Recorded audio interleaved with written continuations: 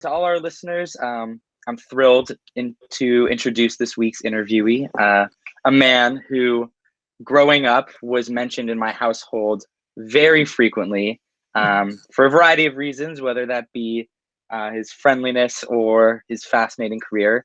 John McDermott is here with us in our virtual studio. John is responsible for some of the most beautiful football photographs, of some of the most storied footballers in the world, and has really seen it all. He's shown us, oh wow, he's shown us the most beautiful 1987 soccer Loic, you calendar. remember? You remember this player? Who I can't tell. You're French. It's hard to make out. Is it Blanc? It's Platini Okay, that's what I was gonna guess. Yeah. from the '86 World Cup. Yeah, I'll take Alright. a copy. I'll take a copy of that calendar if you don't mind. Yeah, well, whether it's, the 86 World Cup or Bayern Munich's training camp, I've seen you've had some photos of that. John's works landed him on a spot on the list of UEFA's best football photographers. Obviously, it could go on and on, but then we'd never actually get to the man himself. So, live from Italy, we have John McDermott. Again, obviously, we've been chatting for a few minutes now, but we're thrilled to have you here. I guess to start off, is it just the five of you, or are other people tuning in? there's one more, Nico. He is probably working or maybe asleep. Okay. Yeah, we're all Okay. kind of. Yeah, go for it, Gabe. I would say then we have like a sort of dedicated group of like a dozen, maybe a couple dozen listeners that we're trying to grow, every week here Yeah. pretty consistently. Can people Yeah. find this online afterwards, or? Everywhere, Yeah, yep. definitely. Okay, cool. Yep, We'll I'll send you it the all links over to everything. you. Yeah. But yeah, so obviously, like, your passion for photography kind of goes beyond just photographing football. You've got a large range of incredible photos on your website and in your portfolio. But I'm curious, do you have like a moment in your life that you can point to and definitively say that you knew you wanted to commit your life to photography?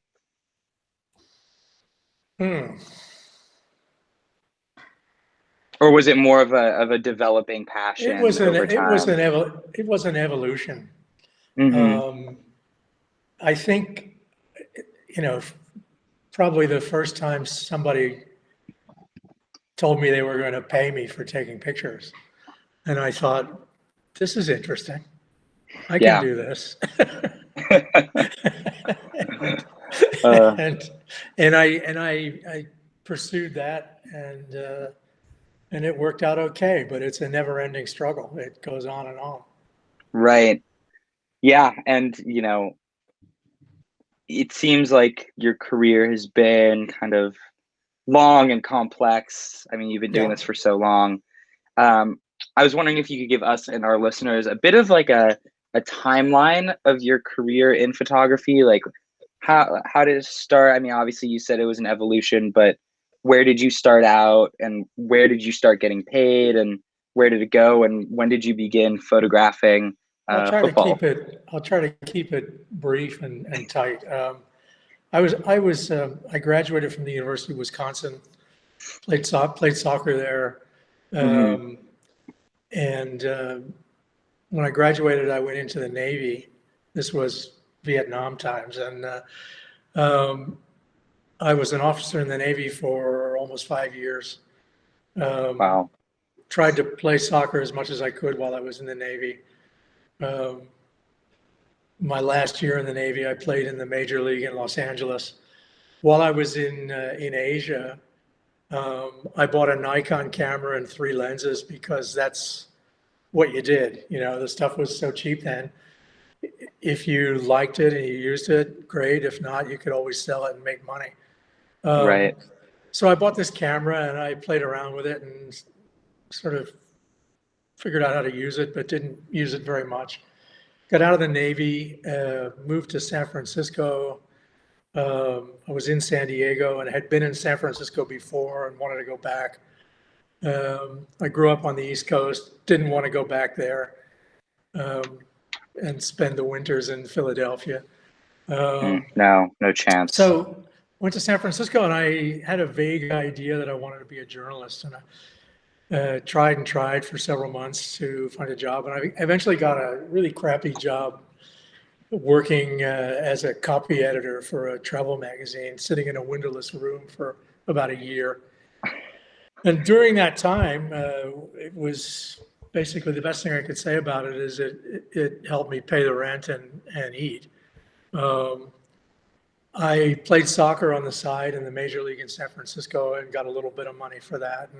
And but I started using the camera. I started getting curious and playing with it and seeing images that I liked in magazines like Sports Illustrated and Life magazine and Time and Newsweek, and starting to try to figure out how the photographers made those images. And what I started to do was take the camera with me to my games, because we played at Balboa Stadium in San Francisco, and there would be 4 major league games every Sunday afternoon. So I would go and I would play in one game, and depending on what time our game was, I would hang around and try to shoot pictures of the next game or two.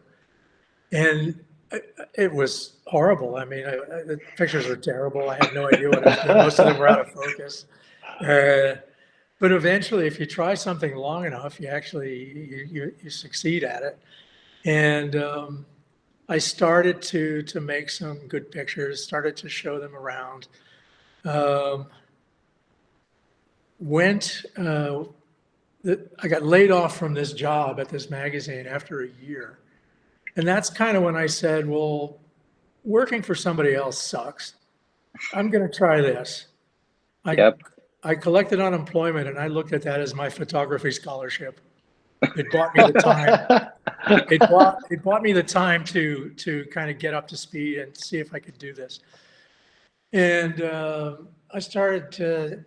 went to the wire services like United Press International and AP, and they started giving me little gigs to photograph A's games or demonstrations, things like that around San Francisco.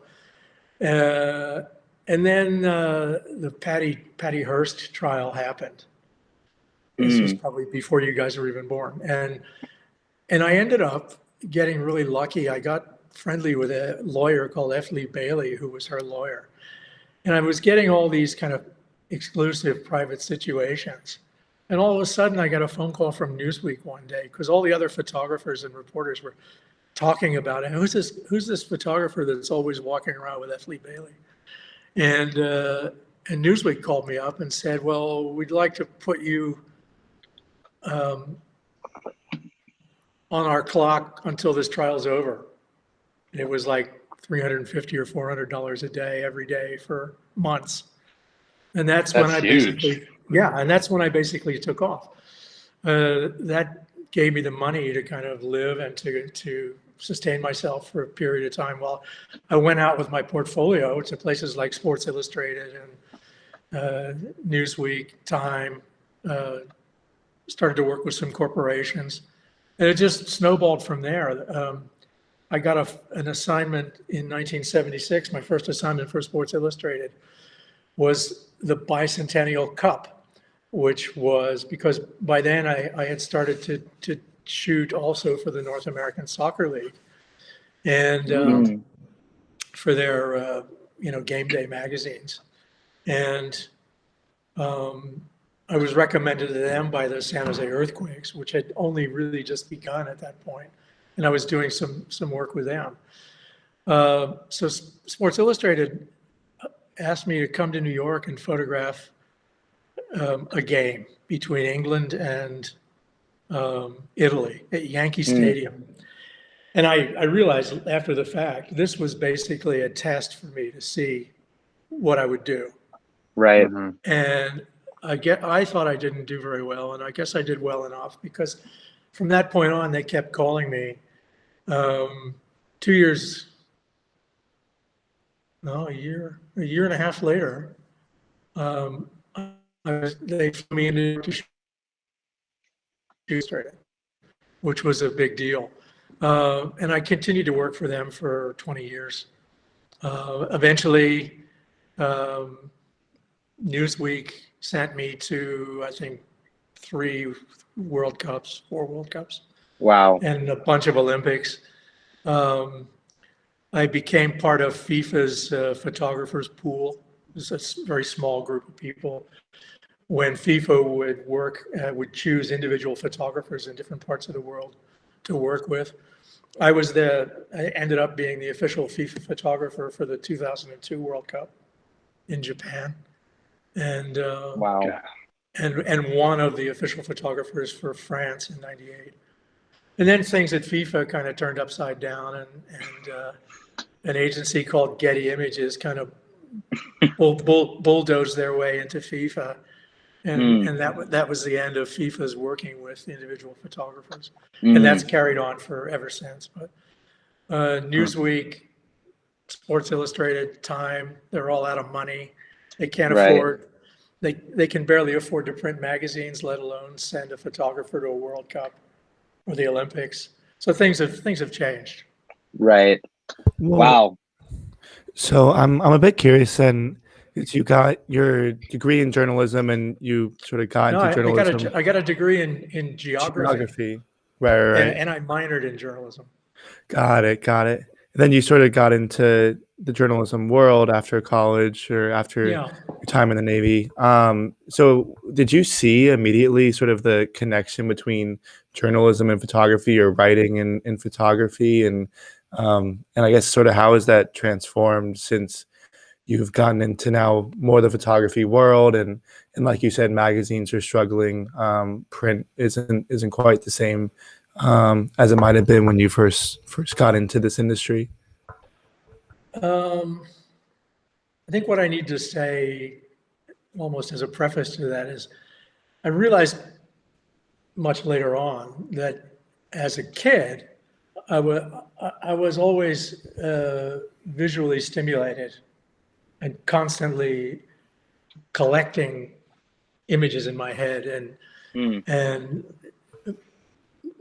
you know, I used to love to go to the barbershop because I could go through all the magazines that we couldn't afford to buy, honestly, when I was a kid. And I was always reading magazines much more than books. And I was always just really, really curious. And you put that together with, and I can't explain how or why I came out this way, but I was visually oriented and always an observer, and always also, and increasingly so, an editor in my head, whether it's speaking, writing, or framing life. And there are a lot of photographers who are very articulate and are also good writers. And I've done a lot of writing. I've written a couple of things for the New York Times. They used to do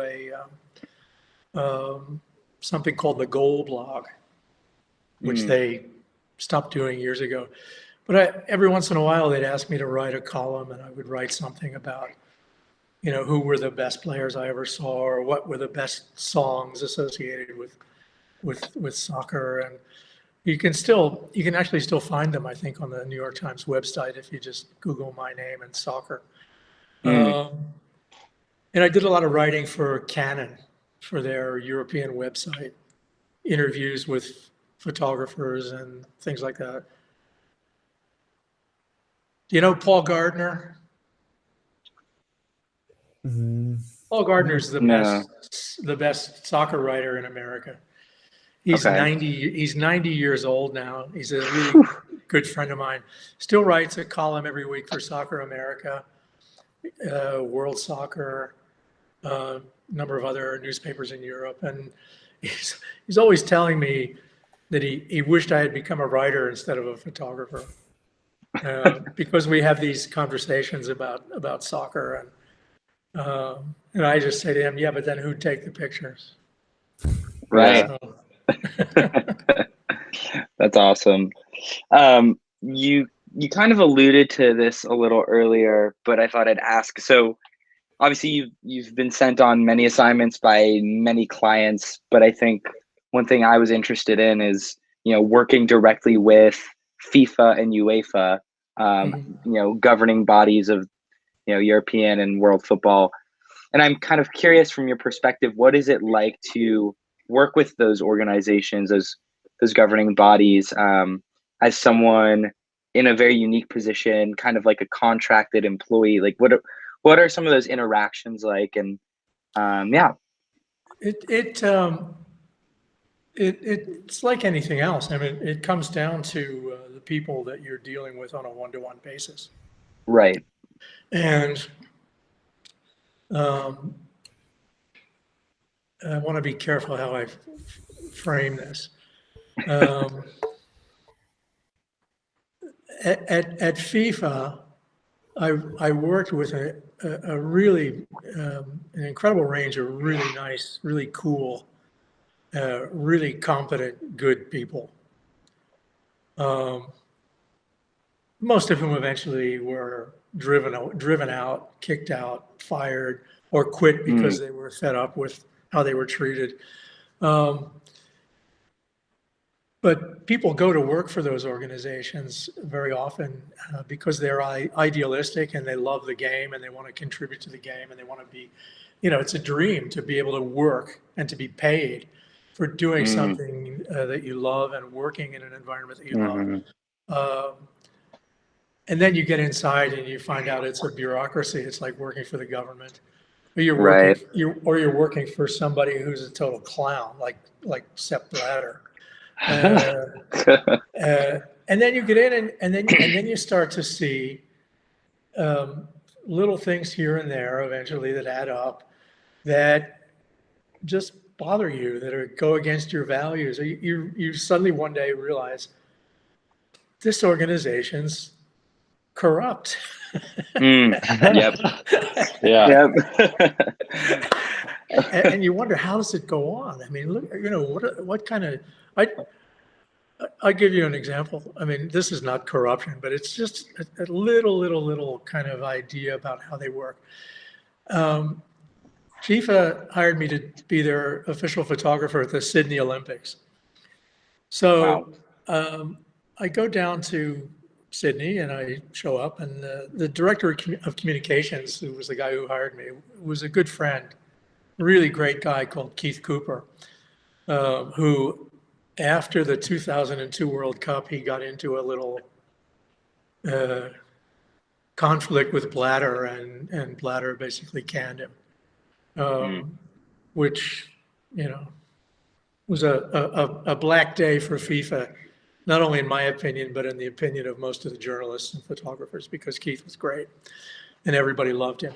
But Blatter wanted, he wanted somebody, number one, who didn't contradict him, he wanted a yes man, and he wanted somebody who was Swiss, and Keith was English. Anyway, so I go down to Sydney and I show up at the FIFA hotel. I go up to the FIFA office to see Keith, and he says, let's get you paid. And I said, okay, great. What do we have to do? He said, well, come with me. And we go down the hall, and he knocks on a door, and the door opens, and there's a guy sitting in there at a kitchen table with boxes and boxes and boxes of cash. and Keith says, this is John McDermott. And he says, yeah, right. And he goes, okay, all right, okay. Starts reaching into a box, pulls out all this money, and starts counting it out on the table, and says, okay, now you count it. And I'm just, it's like, this guy's, it's like, I forget what it was, like $10,000 or $12,000 in cash, and the guy just basically put it in a bag, and I signed a receipt, and he said, thank you. And I thought, listen, I shoot for companies like Apple and IBM and Bank of America and Visa, and everything's very, very correct. bureaucratic to have seats and, you know, you need to send them an invoice and it has to be authorized by whoever. Accurate. You know, you wait like 3, 4, 6 weeks and then somehow you get a check or it's sent into your account. I walked out of there with a shopping bag full of money. And I thought, this is FIFA. Only FIFA. It was really, you know, eye-opening. So that'll make your carry-on a lot heavier going home. Oh yeah. Yeah. And then I thought, oh, God, what am I gonna do? I gotta hide this, you know. Wow.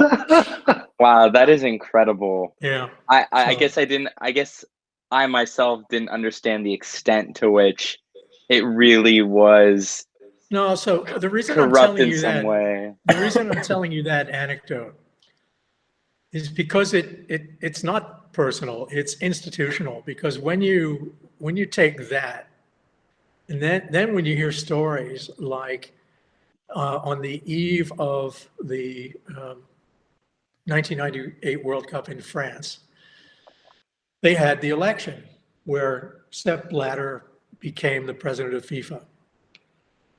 And stories were going around about how all these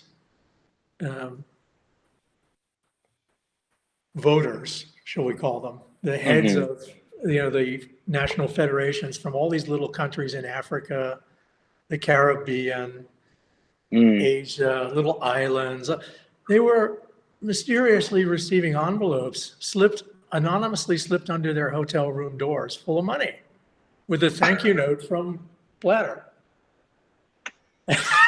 And you know, people would say, "Oh no, FIFA doesn't do that." Well, I'm here to tell you that they did. They did. Yeah. 100%. Wow, Yeah. that's all. Anyway, oh man. But I mean, there was all kinds of looking the other way. I mean, Right. Blatter was not a crook.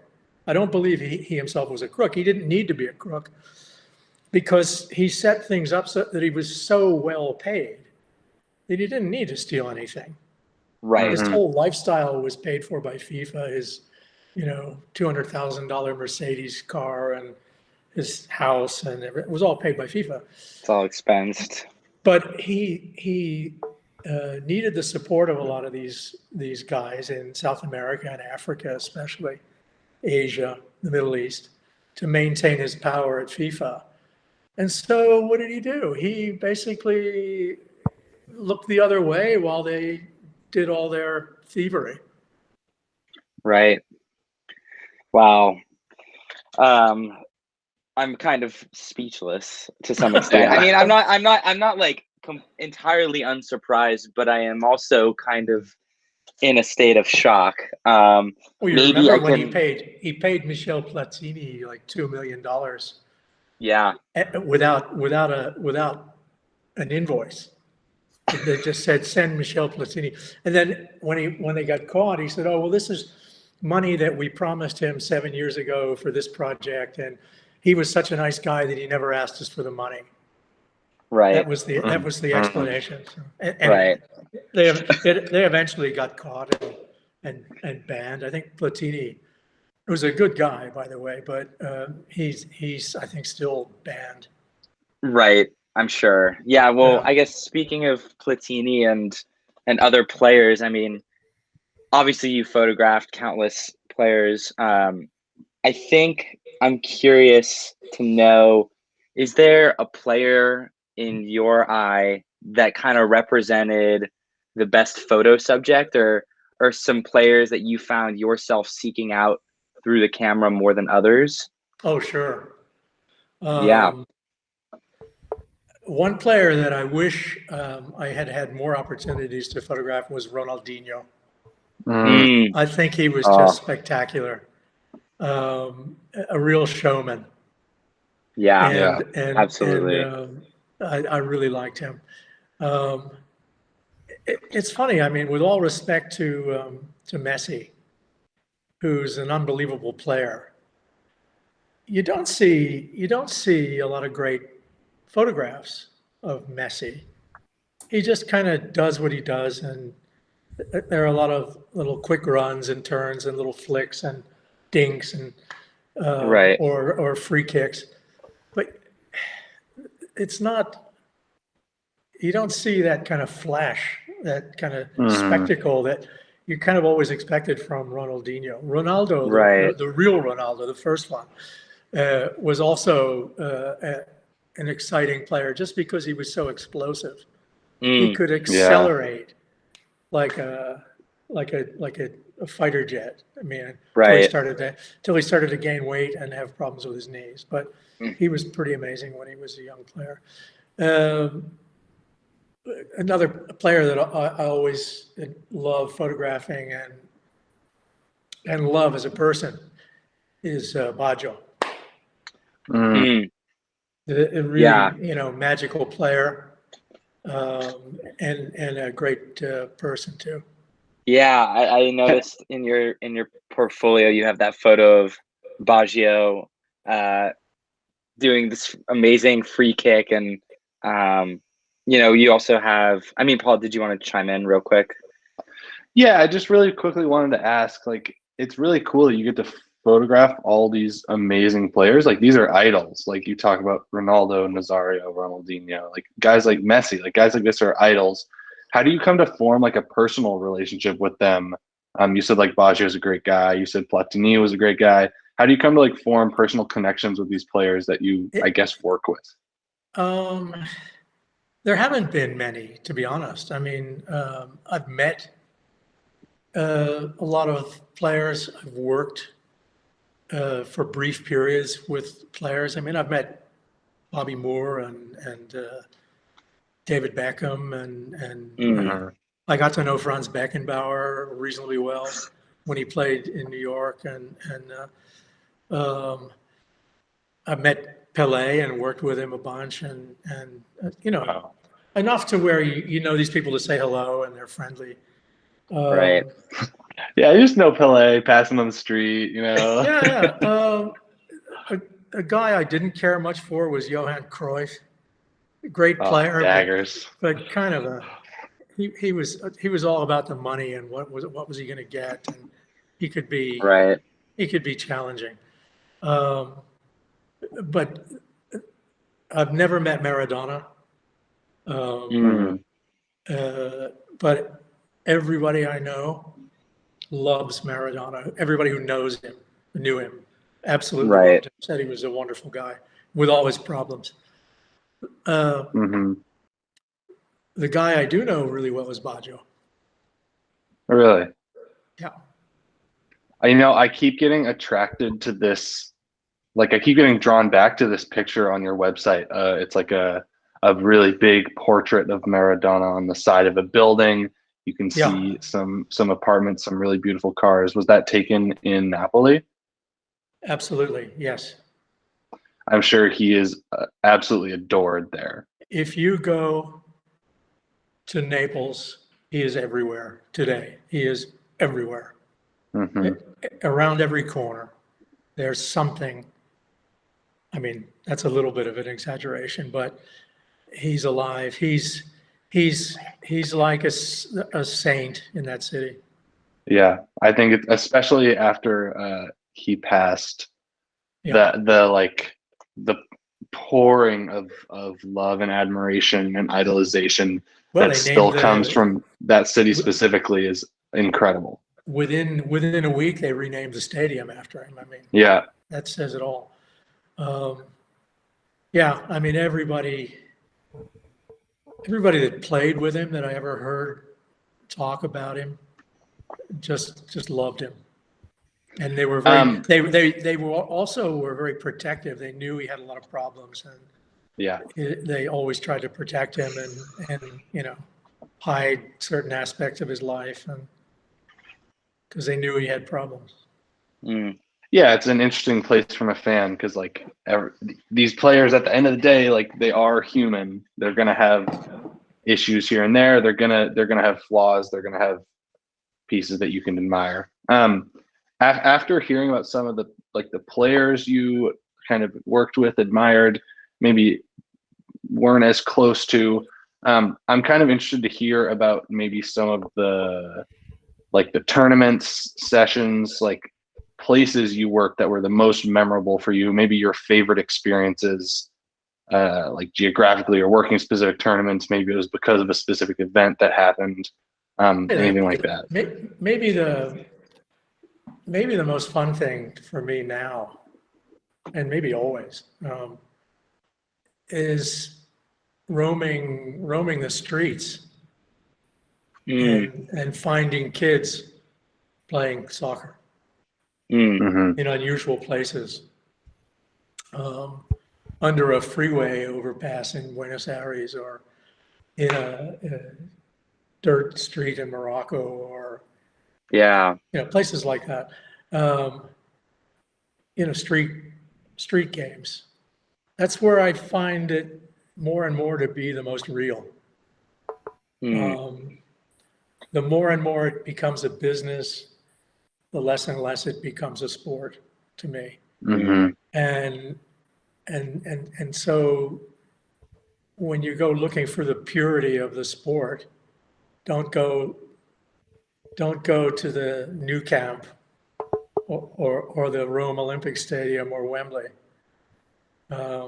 Yeah, you can find it there. It's there in big games. I mean, there's a lot of emotion and a lot of it's genuine, but nothing quite so pure as kids who go out and spend 5 or 6 hours a day chasing a ball in the street, because that's what they really, really, really love to do. They don't have agents. So they don't get paychecks. Yeah. God knows.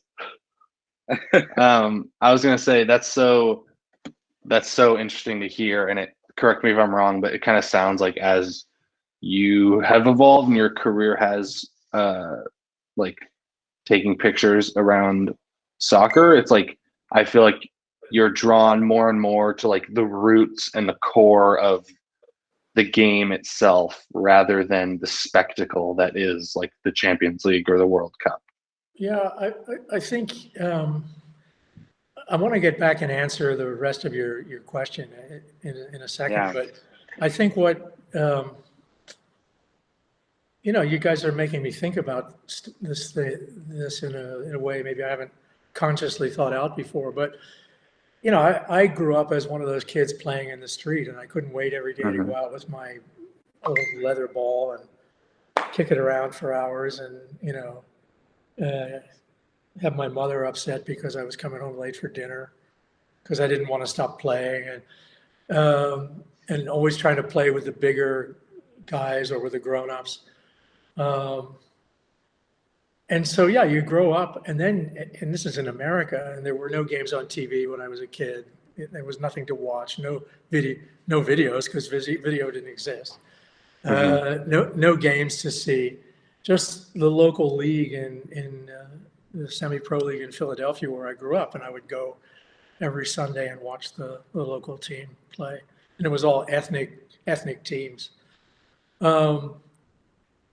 And then you kind of a path that I ended up following. You suddenly find yourself with access to the things that you could never see when you were a kid, and suddenly it's all there.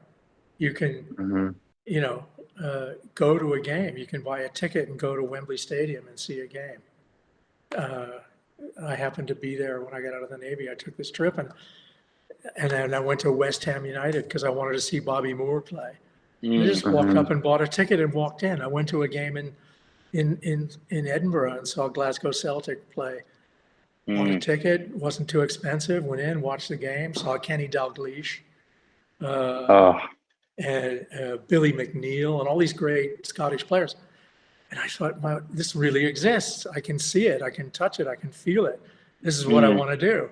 And then obviously, you know that I've had all these experiences, but the game has evolved as well over that time, especially in commercial terms. And the bigger it gets, and the worse it gets, the worse that aspect of it gets, the more you become nostalgic for the times when it wasn't that way, when it was more innocent and more pure. Not that professional sports has ever been innocent and pure, but maybe when there was a lot less money in it, was a little bit more innocent and a little bit purer. Yeah, and a little bit more accessible to like someone and more like you. accessible, because now you want to take, and it's not just soccer. I mean, you go to try to get tickets to an NFL game or a Major League Baseball game and see how much it costs you to drive there, park your car, take somebody with you, or take a wife and 2 kids and buy them something to eat. And, how much does that cost? It's not accessible anymore. No. No, to get back to the other part of your question that I didn't answer. I mean, there have been some great games that I've witnessed up close, and that, to me, one of the best things about being able to do what I've done is to really be so close to what's going on and to see it in a way that very, very few people do. Now that relates to your immediate area where you are when you're on the field as a photographer or an official. You see the game better at home on TV when the action is far away from me on the field. I don't see it that well. But when it's reasonably close to me, I can smell the players. I can hear what they're saying to each other. I can hear the referee, as happened one time, walk up to a player who was right in front of me, and he was saying it in a low voice at the beginning of a game. "I don't want to throw anybody out today. Don't make me do it." and then the referee pointed to his pocket. In other words, you understand? Don't make me go for my yellow card or my red. I don't want to do that today. Well, you don't get that on TV. You don't hear that. But they're right in front of me, and I'm listening to this. You can hear them cursing at each other. You can hear them calling for the ball. If you're close to the bench, you hear what the coaches are saying. Half the time, it's complete nonsense. But or the players ignore them anyway or don't hear them. But it's interesting. But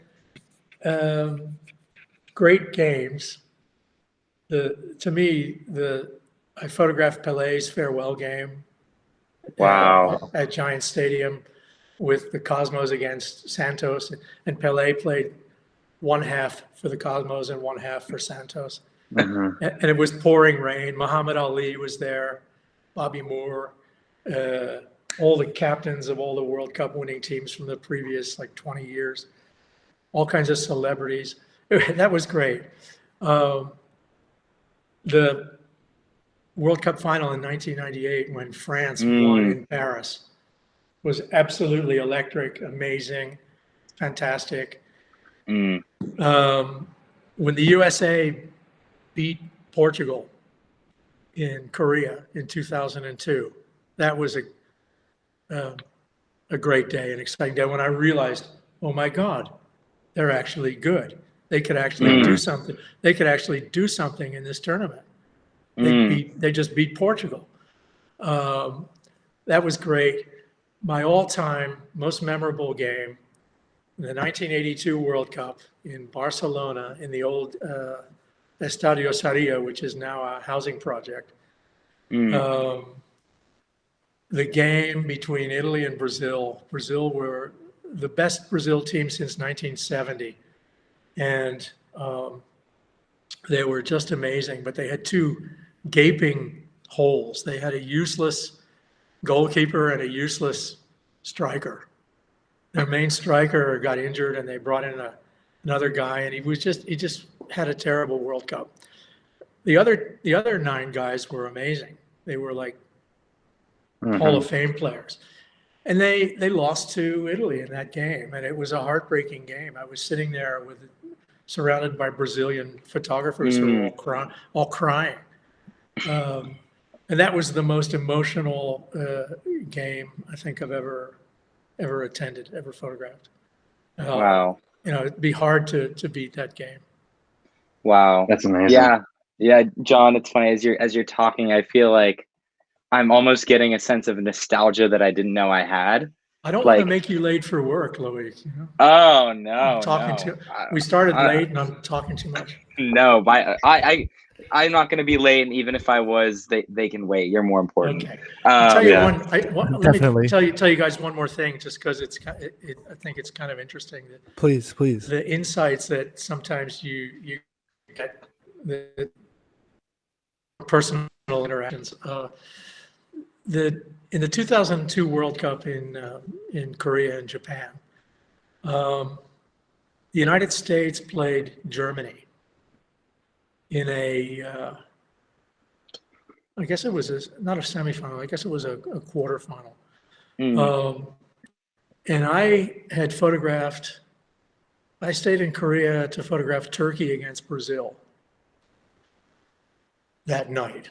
I didn't do the USA Germany game, which was in Japan. So the next morning I had to fly to Japan to go and photograph, I guess, the final. So maybe it was a semifinal. I'd have to look it up. So I'm at the airport in Japan, and I go out to the waiting area where, they were picking us up. So I'm standing there, and all of a sudden Franz Beckenbauer walks up, waiting for a ride. And Carlos Alberto Pereira walks up, who had been the previous coach of Brazil when they won the World Cup in 1994. So at first I was there alone with Franz, and we started talking, and he said to me, "Did you see the game?" And I said, "Well, no. I mean, I was at the other game." And he said, "Well," and he was referring to the Germany-USA game.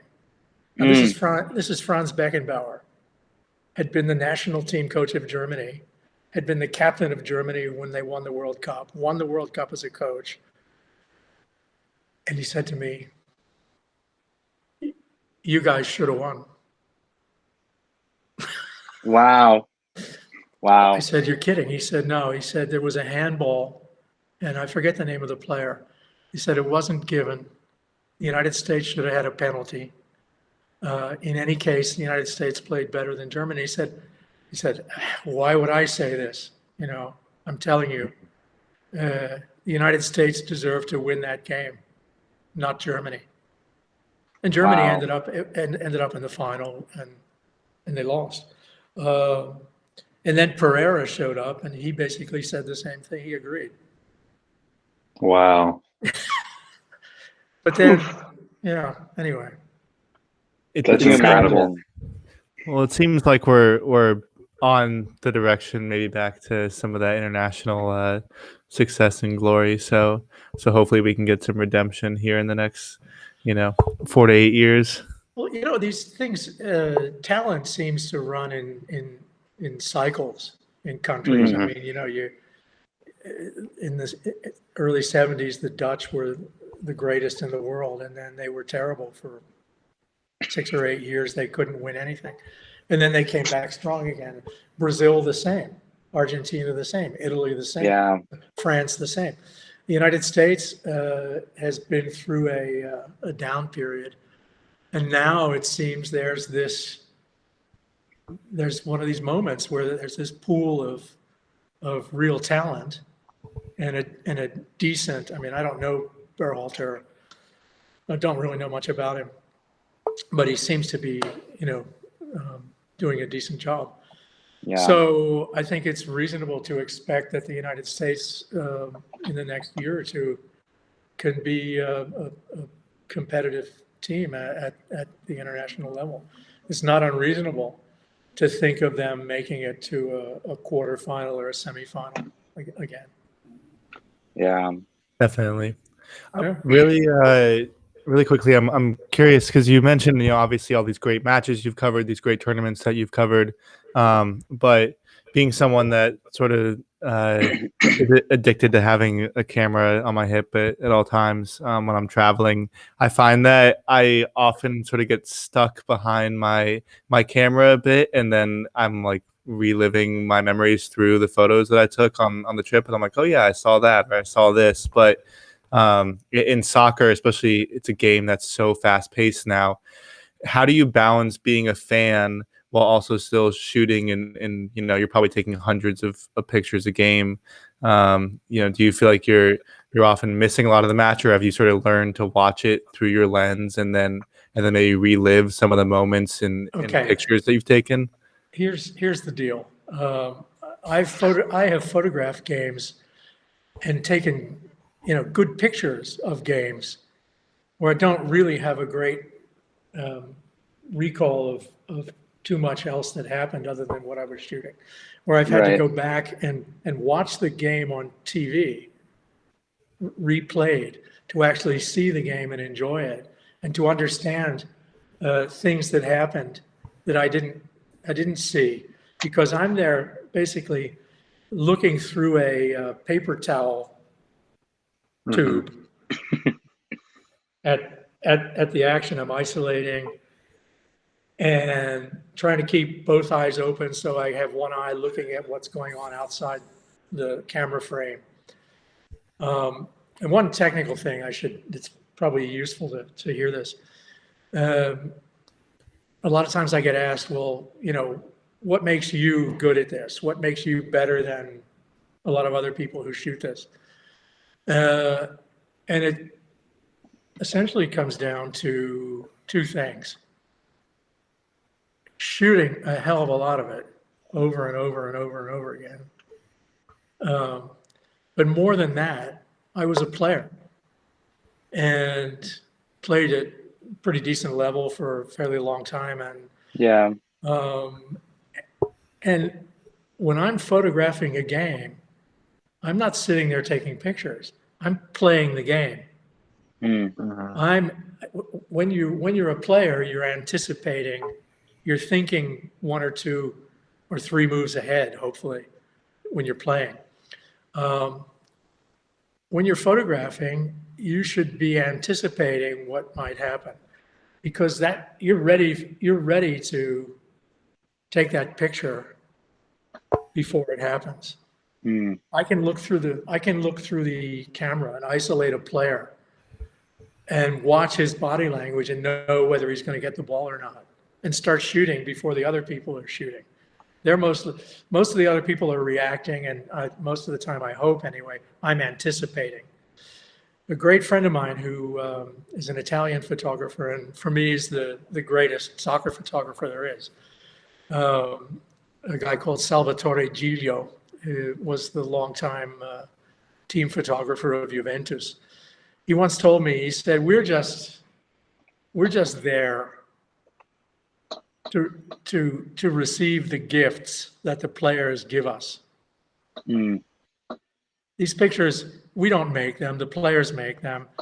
And our responsibility is to be ready when they arrive to receive them, which I think is a pretty cool way to look at it. I'm just recording something great that somebody else did. I didn't do something great. I'm just there. I happen to be there to catch it. Right. So.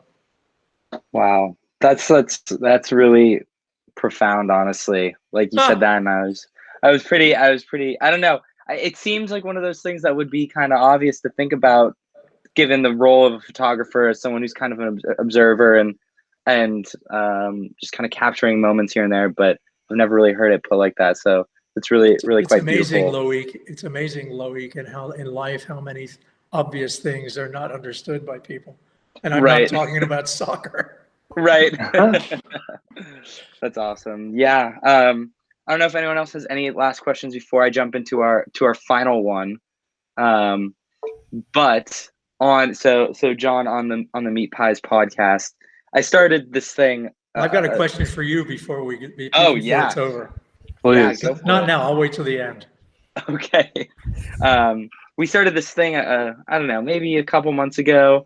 I kind of made, given my French nature and given my dad's background, I kind of drew a comparison between a lot of the little things in the footballing worlds that lay the foundation of the game, and mirepoix, the mixture of carrots and onions and celery that goes into a lot of French cooking, that if it wasn't cooked, you wouldn't have the bold flavors. So we decided, actually Gabe did a great job of creating this question, but we decided to kind of synthesize all of that into this. So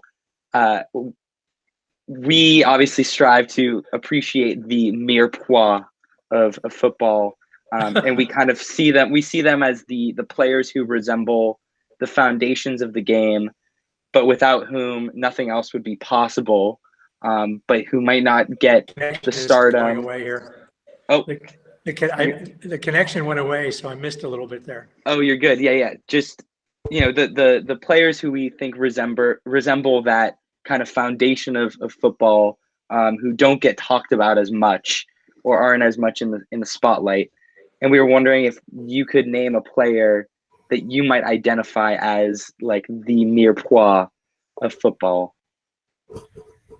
Oh, there's so many of them. Yeah. It's nice to talk about the big stars. But I think if you ask the big stars who they appreciated most, they would be these kinds of players that you're referring to now. Right. I think of somebody, basically the guys who do the dirty work, Yeah. the hard workers, the guys who run more than everybody else. They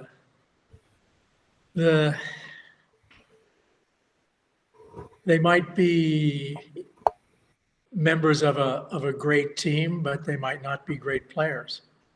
They might not. I think of somebody like, for me, first person that comes to mind is Didier Deschamps, who captain of France. That's a big deal. And yet people put him down, called him a water carrier. The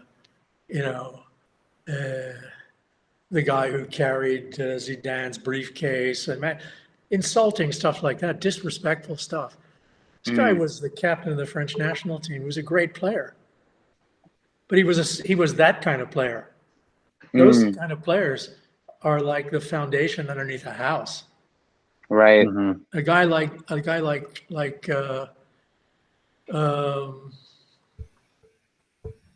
Ancelotti was like that for AC Milan. Frank Rijkaard. Frank Rijkaard, of the three Dutch guys for AC Milan, Van Basten was like a ballet dancer, great player. Ruud Gullit, spectacular. Amazing. Frank Rijkaard was the guy who got up every day, did all the hard work.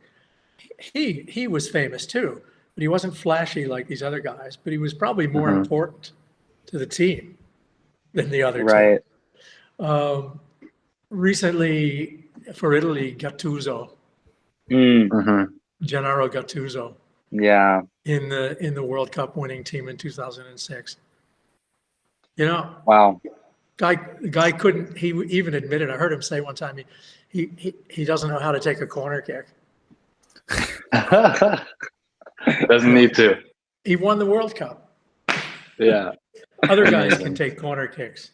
The other guys aren't doing what he does. So, yeah. Wow. Players like that. Yeah, great, phenomenal answers. I appreciate it. Well, before we wrap up, John, what's the question you wanted to ask us? What's with the meat pies? Where does that come from? Gabe? I guess I can sort of delve into the history a little bit. So we were all in a fraternity together at University of Washington called AE and I think we all sort of affectionately referred to each other as PIES. But when it was 2.5, 3 years ago, I think we all sort of recognized that we all really loved watching soccer. And because we were all friendly, but we weren't quite as close as we are now, even that we live in different places, just because, we realized that we had this common interest, and we made a text messaging group chat just to chat about stuff that was going on during the week in the Premier League or in the Champions League. And we needed to call the chat something. And since we were all mostly big Premier League fans, I think it just was a natural progression of pies to meat pies. Yeah, so that's sort of how it happened. And when we decided to start a podcast, that was the name that we all So landed it's a on. connection to a letter in the Greek alphabet. Okay. Essentially, Yeah, but I think That's the fancy way to put it. I thought maybe you were all getting together, sitting around eating Cornish pasties. So I was gonna say, well, that's the goal, if we're being honest. yeah, definitely, we're a lot, I guess, more closely related now to the actual meat pies cuisine than we are to Greek life The at Greek University of letter. Washington or the Greek letter. Yeah. We've certainly embraced the culture of the meat pies. Yep. Well, Italian food's much better. Oh, definitely. 100%. Yeah. I've talked about it multiple times on the podcast. It was certainly a religious experience. I went to Goodison Park for the first time a couple years ago, and I'm a big Everton supporter. And I'm also Jewish, and I broke my my Passover bread fast with a meat pie at halftime at Goodison Park, and it Oh my God! it changed my life. That must have been great. It was fantastic. So maybe because of you, John, will become the pizza pies next. So Yeah. So here's an exercise for you, a research exercise. Put together a team of the 11 greatest Jewish players Ooh. in the history of the game. That would be a fun special. That'd be super fun. Loic would have to be in my 11. You'll find some surprises. That's very kind of you, Gabe. Loic bossing the midfield in that team. Yeah. Wow. Well, there's actually, it depends how far back you want to go. I mean, there was a Jewish club from Vienna pre-World War II that was like half the Austrian national team. I mean, they were like one of the top teams in Europe. Wow. Hakoah. And then I can't remember the names of any of the players. I mean, this was in the 30s. But after the war, I mean, there's an interesting, unexpected places and people that you'll find that were Jewish players. Right. In Argentina, Mexico, England, France, Israel, of course, Russia. A lot of great Jewish players. Yeah, I think unfortunately there's been a bit of a period where players, especially, I mean, I know we're all big supporters of Premier League, weren't so proud to be outwardly Jewish in some of the bigger clubs. And I know. I mean, there's a lot of anti-Semitism in Italy too. There was, especially in one or two particular clubs. There was a really two examples in Rome at Lazio, which had been historically the club of the fascists. They bought the Dutch player Aaron Winter. Aaron Winter is from Suriname. He's black, part Indian, part African, most definitely not Jewish. And these idiots, some of these idiot fans were holding up signs at the stadium, no Jews, winter out, Lazio, no Jews. I mean, it was everybody's like, what? Who are these idiots? But then they wanted to buy an Israeli player that was playing for Liverpool, Ronnie. I want to say Ronnie Cohen, but I'm not sure if that's the name. He was a fullback for Liverpool, and he was very good. And Lazio wanted him, and then in the end, he kind of did his research and said, "Fuck that." Yeah, good for him. Yeah. I'm not going there. And yeah. so I think that a lot of that stuff has died off here, but and a lot of the racist stuff. I mean, it's just not cool anymore here. Right. But No, you know, definitely not. 20 years ago, yeah, it still was going on. Yeah. Well, the high holidays are coming up, so maybe that best Let's say- 11 of Jewish players is definitely going to be timely. So We'll build it. It's an exercise, you know, for a weekend when they're right. No, most definitely. We'll build ours, and maybe you can build yours, and we can have a We can exchange. poll. Yeah. Yeah. Well, We can run a FIFA sim, yeah. see who wins. Well, Okay. John, this is like probably one of the best mornings I've had in a long time. So Well, thank you for yeah. making my day. No, it was fun. It was but- fun for me, and I'm really honored that you would ask. And I just ask Oh, that, yeah. you please tell your mom and dad that I said hi and I miss them, and I hope to see them sometime soon.